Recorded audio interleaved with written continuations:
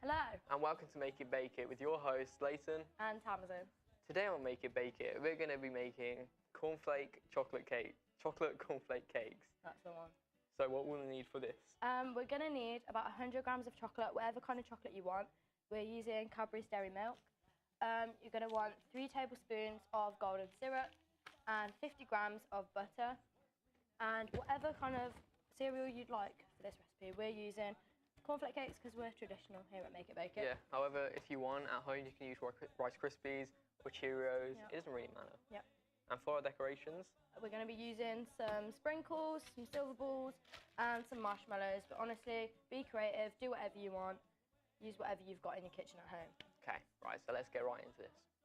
So, what are the measurements we'll need for the first 100 grams of chocolate, we're going to break that up, and Nathan's going to put that in the bowl. And then we're going to want to use 3 tablespoons of the golden syrup. You may want to use another spoon to help you scrape it off. And the 50 grams of the butter. It usually has the measurements on the side with a little line on it. I'm just going to eye that out. Let's say about that much. It's nearly done Use here. a different spoon. There we go. Leighton, do you want to help me scrape this out with the spoon? Yes, I'll take the spoon. You scrape it off mine. Yep.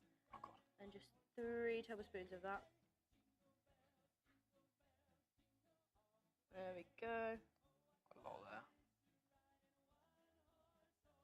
Oh, I've just got a lot. That was a lot. I'm going to say a small one for the next one. Okay, last small one. I just spilled quite a lot. There we go. That's all fine. over my hand. And we're going to put it in for about... We'll put it in for 1 minute and about 30 seconds. Yep. And then we'll take it out, mix it. And if it's fully melted after 1 minute 30, we'll put it in for another 30 seconds. Just make sure you keep an eye on it because obviously you don't want it to burn. I'm just going to put the rubbish under there. And yeah. We don't need the butter anymore. We don't need the butter So anymore. we'll move that out of the way. What are you most excited about this Christmas, Leighton? Oh, for this Christmas? Yeah. Oh, mainly just Christmas dinner with the family, meeting up with friends, because obviously we've got a holiday. And obviously the presents. Yeah. Because why wouldn't you be excited about presents? Yeah, definitely. What about you? I'm excited for the presents as well. We have quite a small family, so at Christmas it's just like not very many of us, so I'm excited for Christmas Eve and things like that. Maybe go out with some friends. And guys, if you're not too good at baking, this recipe is super easy for whoever wants to do it. If you're like the one cooking Christmas dinner or something and you not have all the time to like make a dessert, this recipe is so easy to do. Yeah, and you can get like your significant other or like your kids to do it, or anyone really in your family. It's not that hard to do, but if your kids are doing it, make sure they have got a responsible adult with them, because obviously microwave, pretty dangerous could be. If you're at home, you could do it on the hob.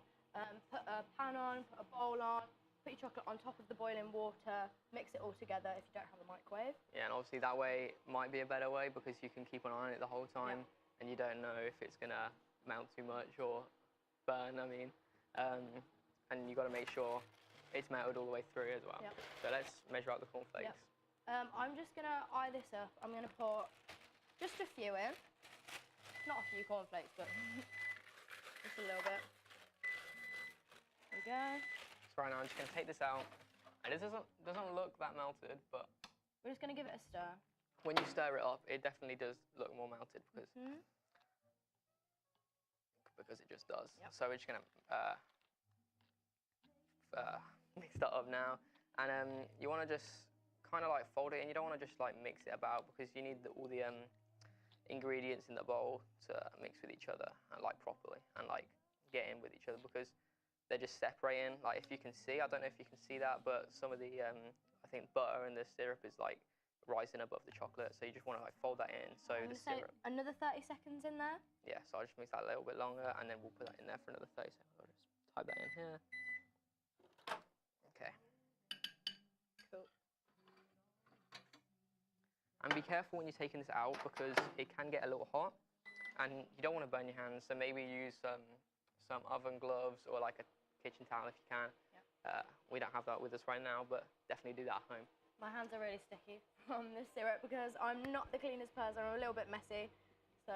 Yeah, I've also spilled quite a lot of syrup on the desk and my hand as well. Yep. But yeah, don't worry about that because that's nice and easy to clean up. But you might want to do it like over a plate or something, just so it doesn't get your like kitchen side a bit dirty, a bit sticky, because it can stay sticky for a while. Yeah. So just going to take that out for the last time, and we're just going to mix it up again one more time just to make sure that it's all in with each other. And then when you pour it into the cornflakes, you're going to want to use a folding action to do this. Just going to roll my sleeves up.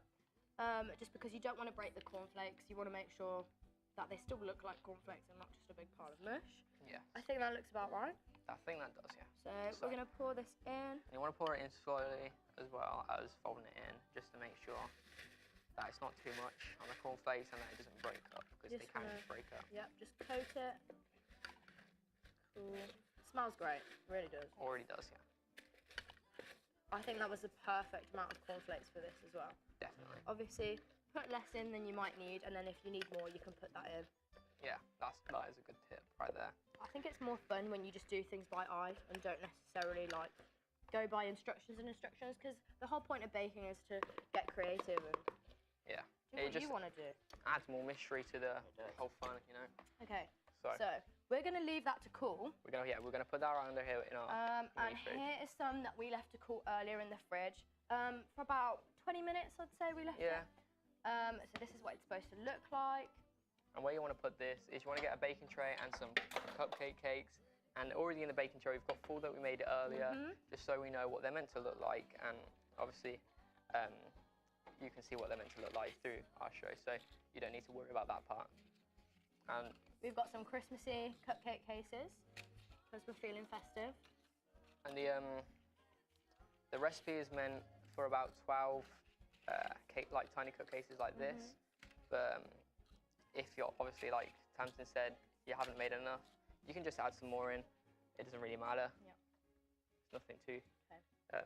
We're going to use our very now sticky spoon and take about a spoonful of each and dump that into the cupcake case. I'll just get another spoon from under here. Yeah, you may need another spoon to help you get it off, as the syrup makes it very sticky. Making a mess already. There we go. Oh my. Yeah, this can get a bit messy, so make sure you do be careful when putting them in. Get another bit there. Yep. We can do 2 at a time. We can do 2 at a time. Oh, never mind. It's not coming off my spoon. There you go, I'll help you. Thank you. And obviously we are making this a festive recipe, but say it was Easter. Can't we hear later? I'll help you out there. Say it was Easter, you could put mini eggs on them to have them like little Easter baskets. Just gonna fill up the ones that look a bit bare.